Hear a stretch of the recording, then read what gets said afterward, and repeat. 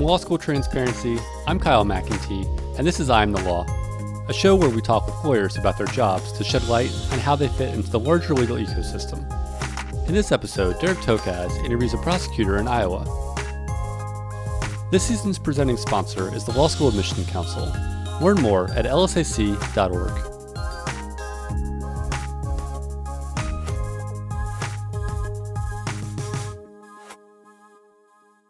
We're joined today by Jon Holscher, a 2011 graduate from Drake Law School and assistant county attorney in Story County, Iowa. Story County has about 100,000 people, which is significantly larger than where you took your first job as a prosecutor right out of law school. What I find most interesting is that you did that part-time and worked in private practice on the side. How common is that arrangement in Iowa? I believe it's fairly common. Most Iowa counties are pretty rural. And so in order to really kind of attract and maintain prosecutors in those counties, a lot of times the county attorney will decide to be part-time versus full-time. Part of it's budgetary for the county and just simply not busy enough really to maintain a full-time prosecutor. So that's sort of the opposite of the stereotype we get from legal TV shows where the prosecutors are swamped and understaffed. This is a situation where you actually, in that county, maybe only need somebody part-time or part-time in addition to a full-time prosecutor. There are various arrangements throughout. Some counties have just the county attorney who's full-time, and then they will also employ a part-time county attorney as well. Typically, in the counties that have either the 1 to 2 county attorneys, and they're doing everything, not only just the criminal prosecution through juvenile court, but also any of the civil representation from the county as well. So the county's acquiring property or engaging in various contracts or anything like that, the county attorney handles all of that. So in the more rural counties, you put on a lot of different hats, and then the more urban counties, you're able to get more specialization through focusing on criminal law or even specific areas of criminal law. And then also the juvenile and civil representation as well. So this arrangement almost sounds like the setup of an exam question for a professional responsibility class when you're wearing these multiple hats. Can you talk a little bit about sort of what limits you have on your private practice when you're also working at the same time as a prosecutor? The ethical rules and the prosecutorial standards prevent any prosecutor from ever taking on any sort of criminal defendants anywhere within the state. An example of that, kind of the difference between that and a magistrate that we have in Iowa is that a magistrate is able to still take on criminal defendant representation outside of the county that they are the magistrate in. But as a prosecutor, as a county attorney, you're not allowed to take any criminal defendant representation anywhere throughout the state.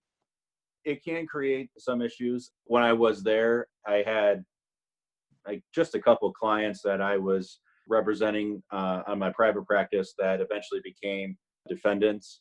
Depending upon the situation, I would either conflict myself out of the civil representation and encourage them and have them find a different attorney to represent them, or at the flip side, we would bring in a special prosecutor to prosecute the case. Typically, that'd be from a county attorney from a neighboring county that would come in and usually agree to prosecute the case. I think that's a pretty common agreement throughout most of the rural counties. If anything comes up, kind of neighboring county attorney will typically come in and help you out when needed.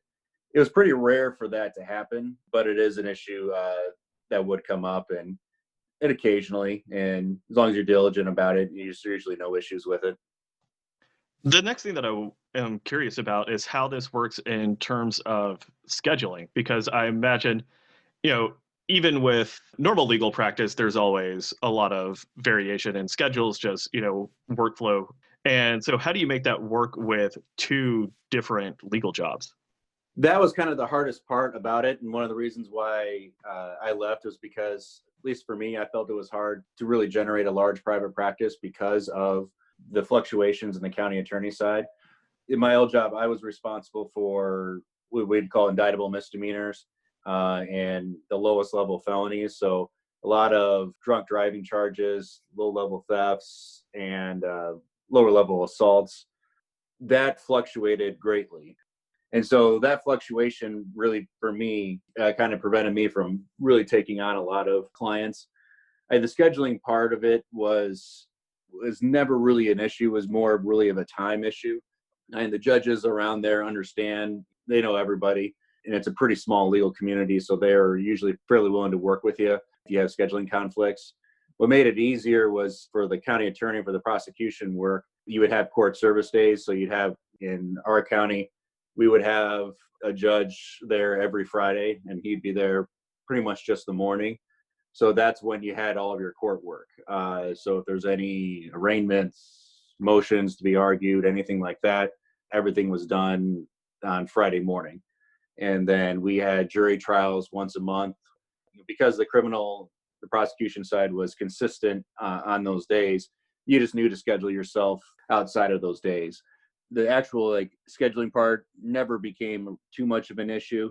It was just, I was always concerned about spreading myself too thin and really taking on a large volume of civil cases, because you simply never knew when you suddenly might just get a really big, time-intensive criminal case that you would need to devote yourself to and take yourself away from your civil responsibilities, and vice versa.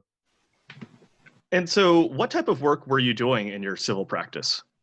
Family law mostly, a little bit of civil litigation, also doing a lot of business entity work. There were a lot of big farming communities up there, so we did a lot of work setting up farm corporations, LLCs, and then estates and some real estate and transaction work.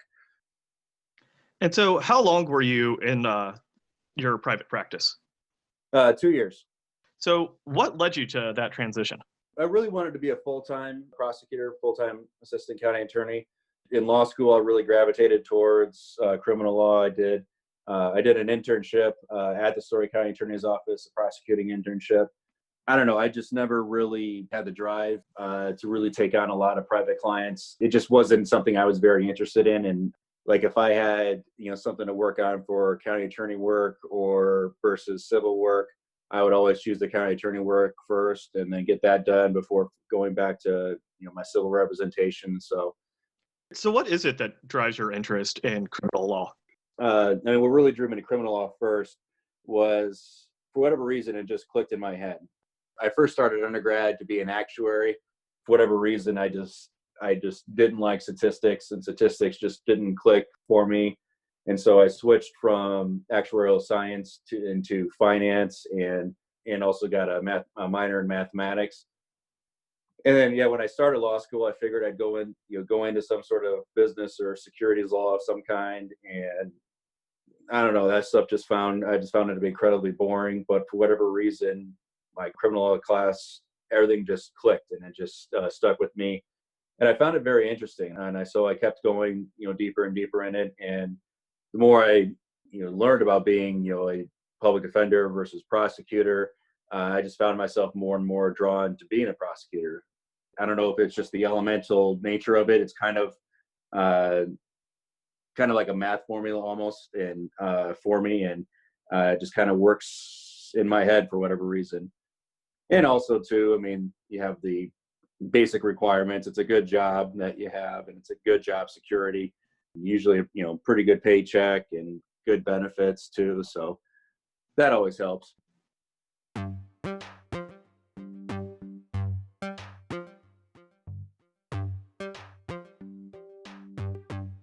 Hi, I'm Kelly Testy, President of the Law School Admission Council. LSAC is a proud sponsor of this podcast to help you on your path of achieving a legal education. If you are preparing to take the LSAT, check out our free test prep from Khan Academy. Learn more at lsac.org.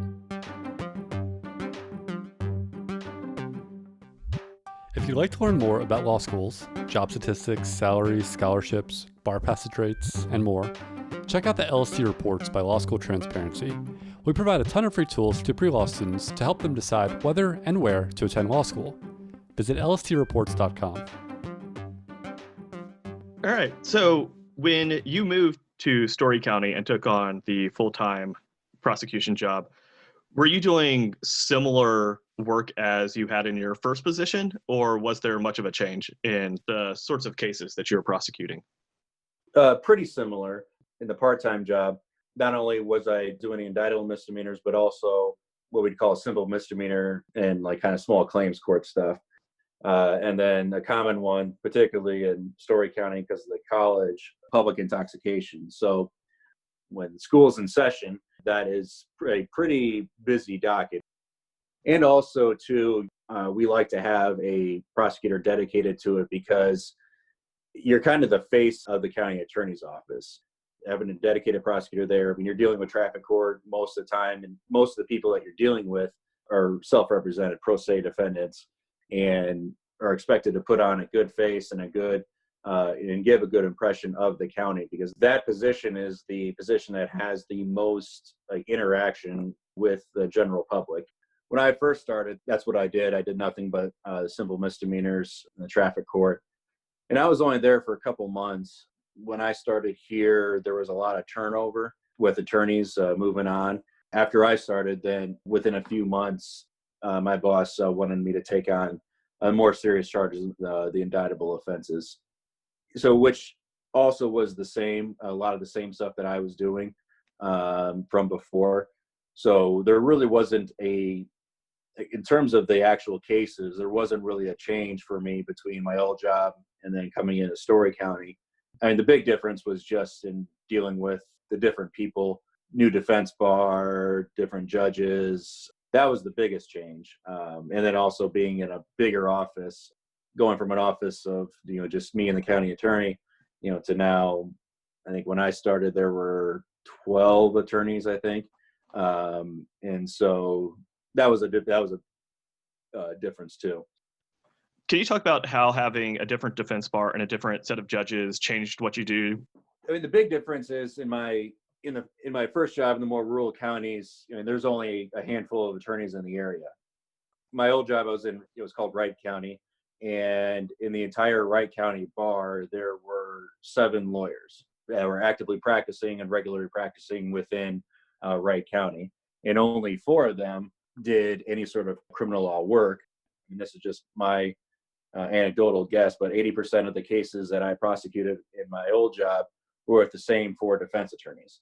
You got to know each other really well. You were pretty friendly with each other, and it was very collegial. And same thing with the judges too. You'd have court service day, and everyone would be there, and you're all kind of talking and hanging out. And especially when there's downtime, between hearings, you're waiting for a defendant to show up so you can have the next hearing. You're all kind of talking and hanging out. Juvenile court, especially, it was the same people representing mom, dad, and the kids. And so in juvenile court service days, everyone would typically have lunch together. The prosecutor, defense attorneys, judge, go back in and finish the day in juvenile court. And how does that compare to Story County?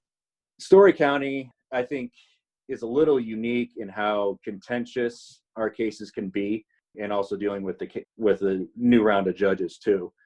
Part of it, there's just more people, there's more more personalities to go around, and so you don't quite build the same type of the same relationships that you did before.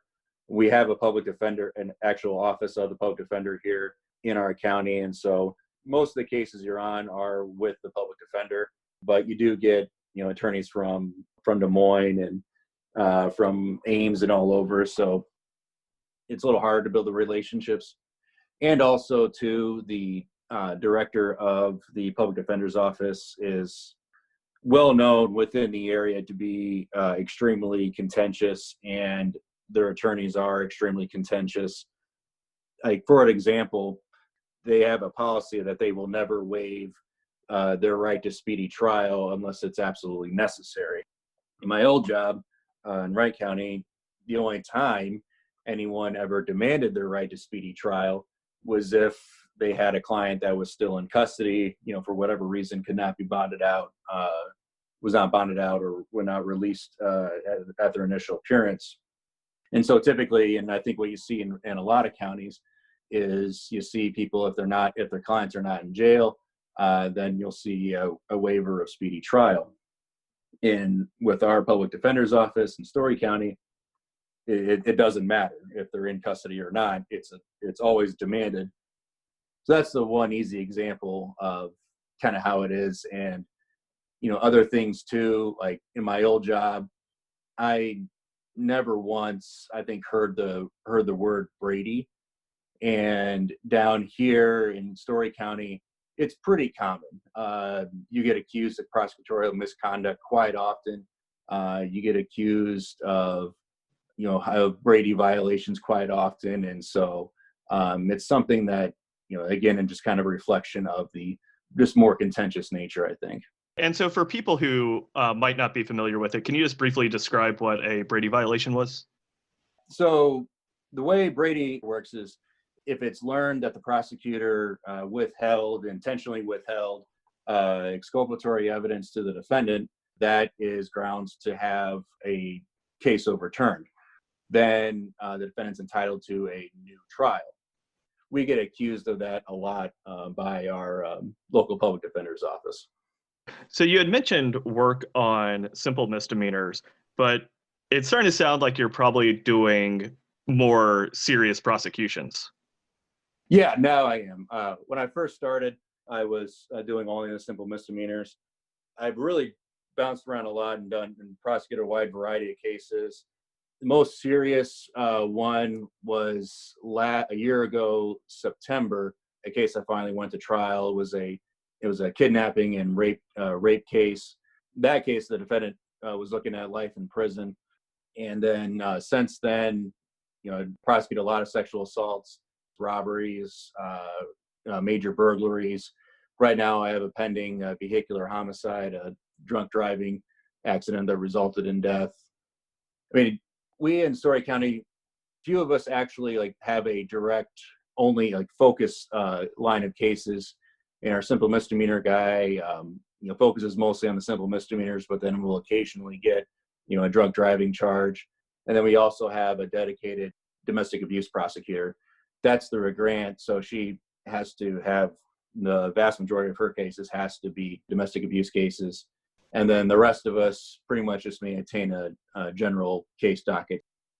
And do you think maybe some of the contentiousness that you described might have to do with the seriousness of the charges, or do you see that across sort of all levels?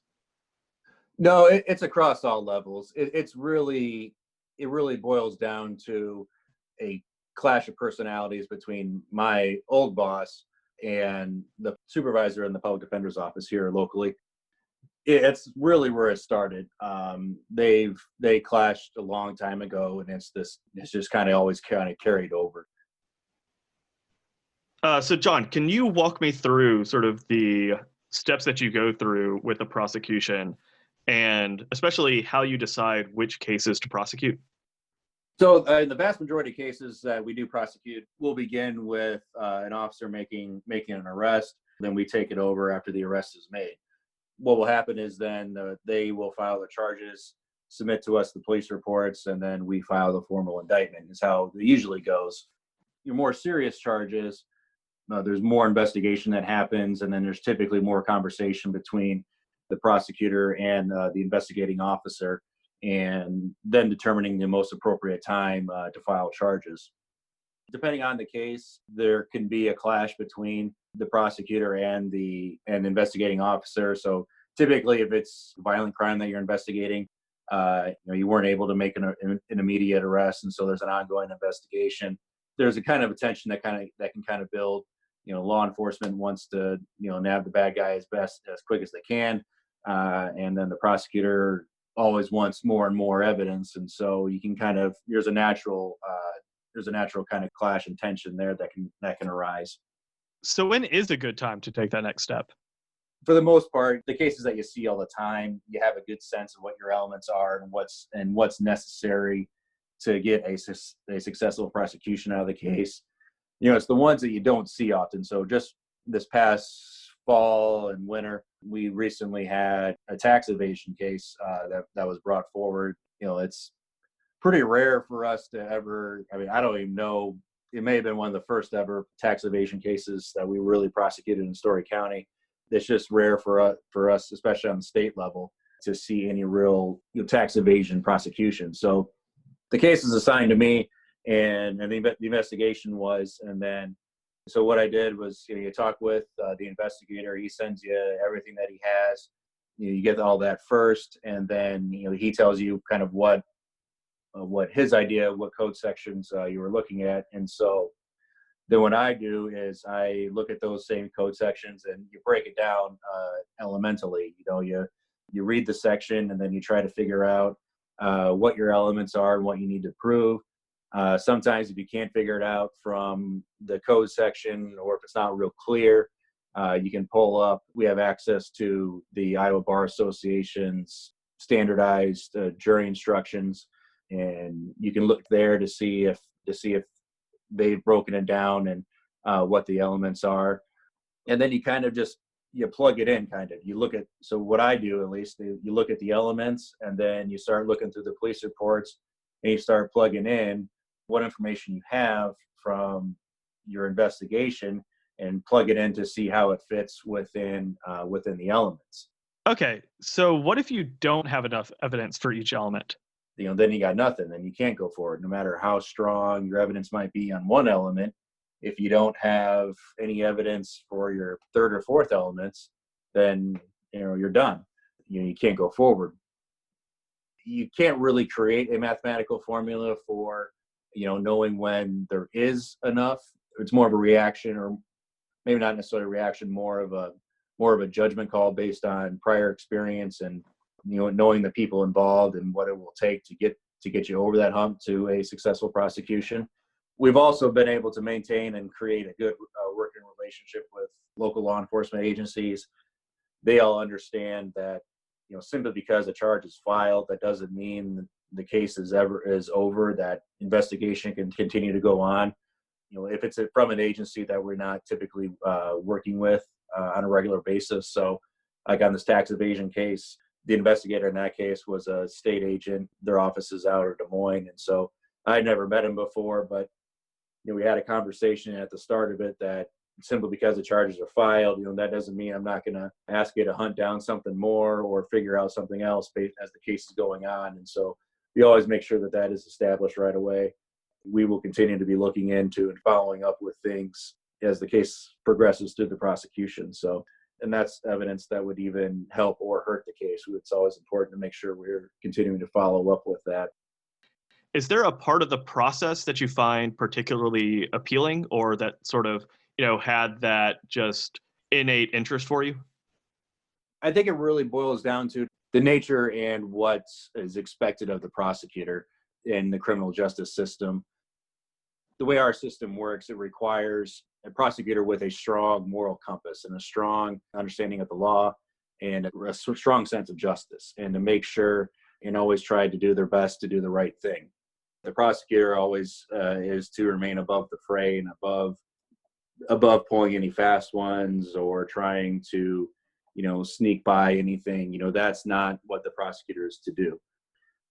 A prosecutor that isn't there to just only, appease another entity or another person, or a prosecutor that's just simply there to raise their own spotlight, I guess, is typically not what you would want. And I know our office really tries hard to hold ourselves to that high standard. It can be very frustrating. That's probably the biggest frustration that you take from the job, is the clash of personalities that you end up dealing with. In law school, you learn about all these high ideals that come from not only the prosecutor, but lawyers themselves, the high ideals that they're supposed to hold themselves to, the high ideals that judges are supposed to hold themselves to. You see it, like I was talking about earlier, with the just clash of personalities between county prosecutor and the local public defender. Then you can see it in the humanness of the judges. Even though the vast majority of the time the judges are doing everything they can to uphold their ideals and their responsibilities that they're supposed to take on as judges, but then you'll see it occasionally. A defendant gets a far more substantial sentence than what they ever should have, just simply because the judge has had a bad day, or one of the attorneys, said something to make the judge mad, and so he took it out on the defendant. It happens. It's rare, but those are the frustrations. And then you see it on the other side too, that, you have a defendant who, deserves, kind of to be locked up and deserves that punishment. But then, for whatever reason, the judge just simply lets him off with, the old slap in the wrist. Those are the frustrations that you have with it. And that's, just life, whenever you have the human element entered into it. But what always brings me back and always keeps me going with it is it's the high ideals that the prosecutor is expected to hold themselves to. And then also to the work itself, how you break down information and you sort it out and you sort things kind of in a mathematical, formulaic way. Thank you to LSAC for sponsoring this episode. To learn more about the Khan Academy materials, visit lsac.org. You can also see what else the Law School Admission Council does for pre-law students and law schools. I'm the Law is a production of Law School Transparency. This episode was produced by Kyle McEntee, music by Brad Kemp. Visit lstradio.com to hear more podcasts.